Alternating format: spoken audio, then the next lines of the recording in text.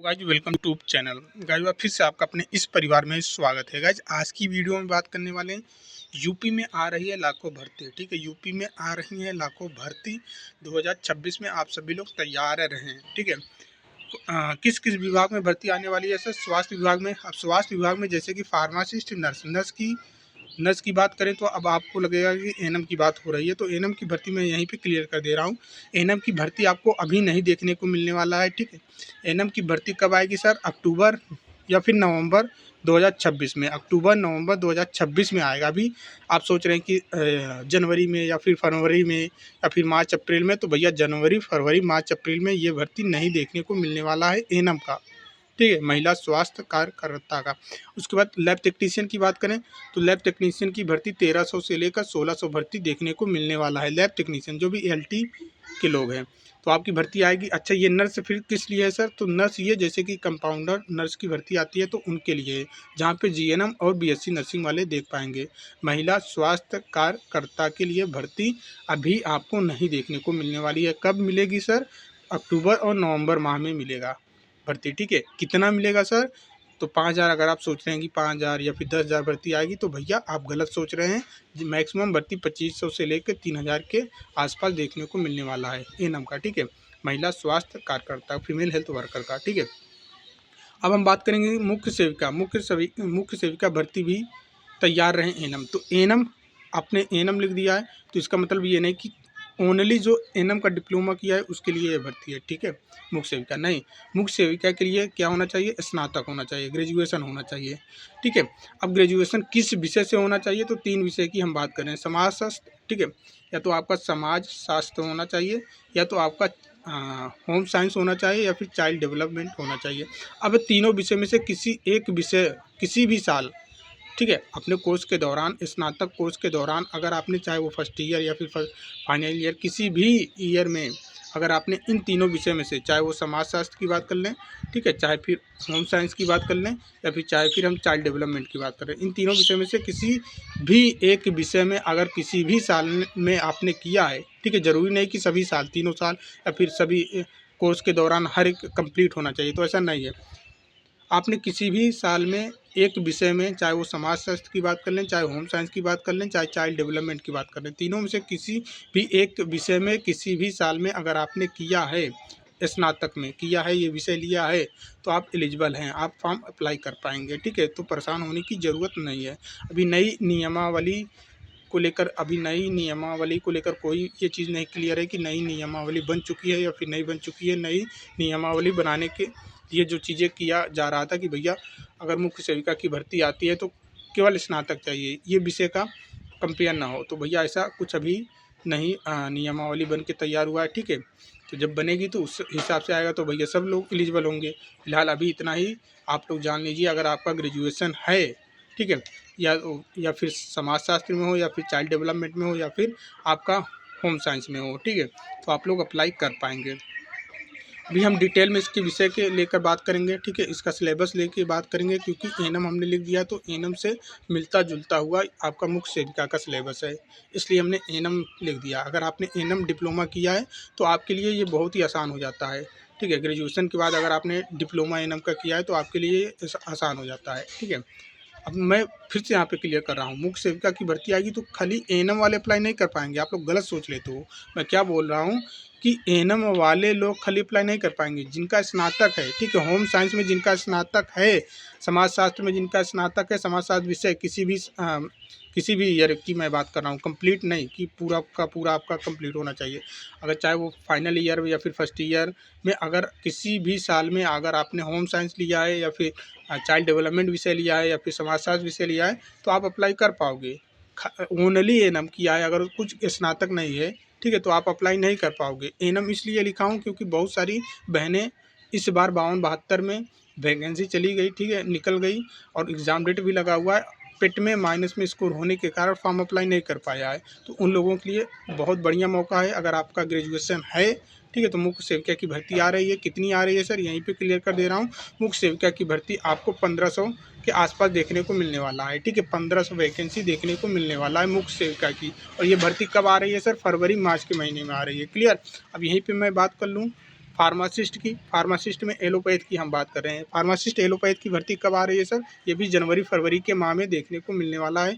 Pharmacist allopath का lab technician की भर्ती मार्च अप्रैल के महीने में देखने को मिलने वाला है। ठीक है, कितनी भर्ती लैब टेक्नीशियन की आएगी? 1300 से लेकर 1600 पद आने वाले हैं ये लैब टेक्नीशियन का। ठीक है, शिक्षा विभाग में 50,000 पद आ रहे हैं। यूपी पुलिस की भर्ती फिर देखने को मिलने वाली है 50,000 प्लस।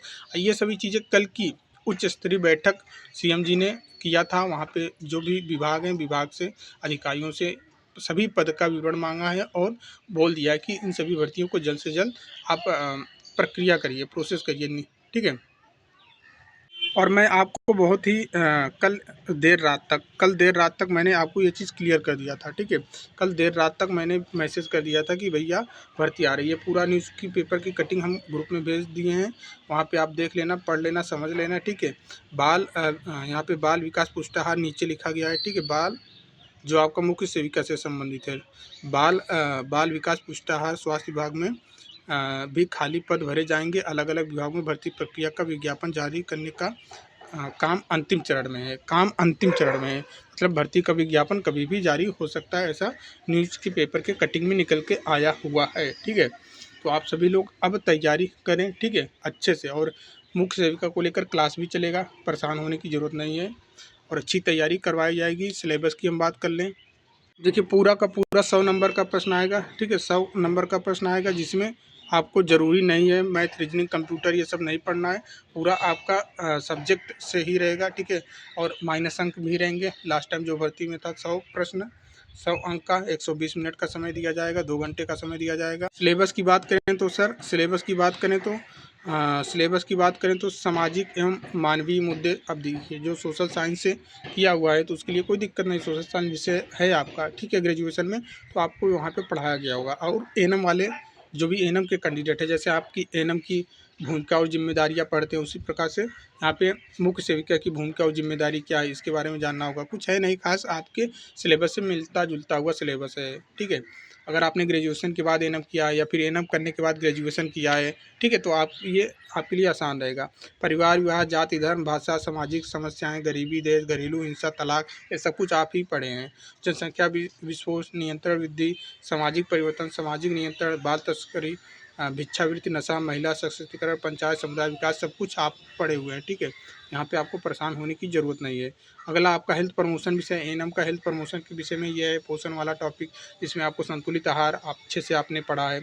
खाद्य तत्व, प्रोटीन, कार्बोहाइड्रेट, वसा, विटामिन, खनिज, पानी, ठीक है, कुपोषण, बेसल मेटाबॉलिज्म, खाद्य संरक्षण तकनीक, अंकुरण, किण्वन, कैलोरी मान, राष्ट्रीय पोषण कार्यक्रम, third class midday meal, ICDS programme, ये सब कुछ आप पढ़े हुए हैं। अब वहीं पे देखिए मैटरनल हेल्थ, आपका मैटरनल चाइल्ड हेल्थ में देखिए ये आप पढ़े हैं एनसीपीएनसी, गर्भधारण, स्तनपान, पूरक आहार, नवजात की देखभाल। ठीक है, सब कुछ आपके मिडवाइफरी में भी है। विकास के चरण, किशोर स्वास्थ्य, सुरक्षित मातृत्व, प्रसव के चरण, प्रसव पूर्व, ये सब कुछ आपके ही सिलेबस में एएनएम है। अगर आपने ग्रेजुएशन किया है भैया तो आपकी बल्ले बल्ले है, भर्ती आ रही है, बहुत ही आसान हो जाएगा आपके लिए सिलेक्शन लेना।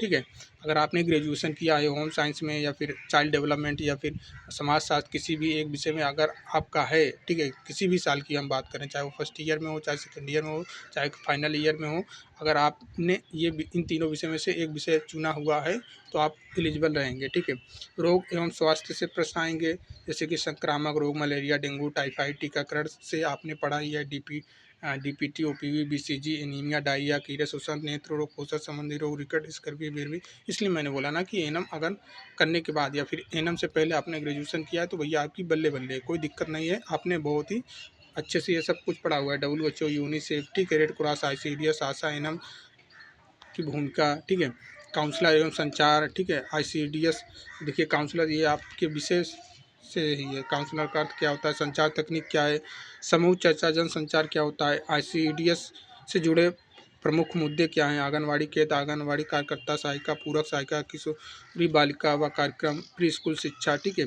सब कुछ आपके विषय में मिलता जुलता हुआ है। महिला एवं बाल विकास, महिला अधिकार, बाल अधिकार, घरेलू हिंसा अधिनियम, ठीक है, पोक्सो अधिनियम, किशोरी सशक्तिकरण, बाल संरक्षण, और उसके बाद ये चीज़ हो गया, ठीक है। तो ये सारे आपको सिलेबस हमने बता दिया भैया अच्छे से कि मुख्य सेविका का यही सिलेबस रहता है, इसी से प्रश्न बनते हैं, पूरा 100 प्रश्न बनता है, इसके अलावा कुछ नहीं, ना तो जीके ना तो कंप्यूटर, कुछ भी नहीं है, ठीक है। पूरा का पूरा यही है, इसलिए सिलेक्शन आसानी से हो जाएगा, दिक्कत नहीं है, ठीक है। क्लास भी चलेंगी, तो आप लोग मन लगाकर, जो लोग ग्रेजुएशन किए हैं, स्नातक किए हुए हैं, ठीक है, चाहे वो बीए किए हों, एमए किए हों, चाहे जो भी किए हों, स्नातक है आपका, चाहे मास्टर हो चाहे बैचलर हो, कुछ भी हो, आप एलिजिबल हैं, ठीक है। हाँ, ध्यान में रखना विषय आपका होना चाहिए। कौन सी विषय की बात कर रहे हो सर? हम 3 विषय की बात कर रहे हैं। पहला समाज शास्त्र हमने बताया, दूसरा हमने आपको बताया चाइल्ड डेवलपमेंट, तीसरा हमने आपको बताया क्या सर? होम साइंस, ठीक है। होम साइंस में जैसे पोषण वाला है, ठीक है, पोषण एक विषय होता है, वहाँ पे विषय है किसी तीनों साल की में से किसी भी साल में अगर आपने इन तीनों में से एक विषय लिया है तो आप एलिजिबल रहेंगे मुख्य सेविका के लिए। कितनी भर्ती आ रही है सर? क्लियर हम बता दे रहे हैं, 1500 के आसपास भर्ती आपको देखने को मिलने वाला है मुख्य सेविका का फरवरी मार्च के महीने में। उम्मीद करते हैं चीज़ें आपको क्लियर हो गई होंगी। अभी फ़िलहाल अभी आपको क्या देना है, अभी आपका 11 इनम वाले जो भी हैं, अभी 11 जनवरी को पेपर है, तो उस पे मेन फोकस आप करते रहें, ठीक है। तो मिलते हैं नेक्स्ट वीडियो में, तब तक के लिए जय हिंद, जय भारत। बाकी के जो अपडेट रहेंगे हम ग्रुप में आपको बता ही देंगे।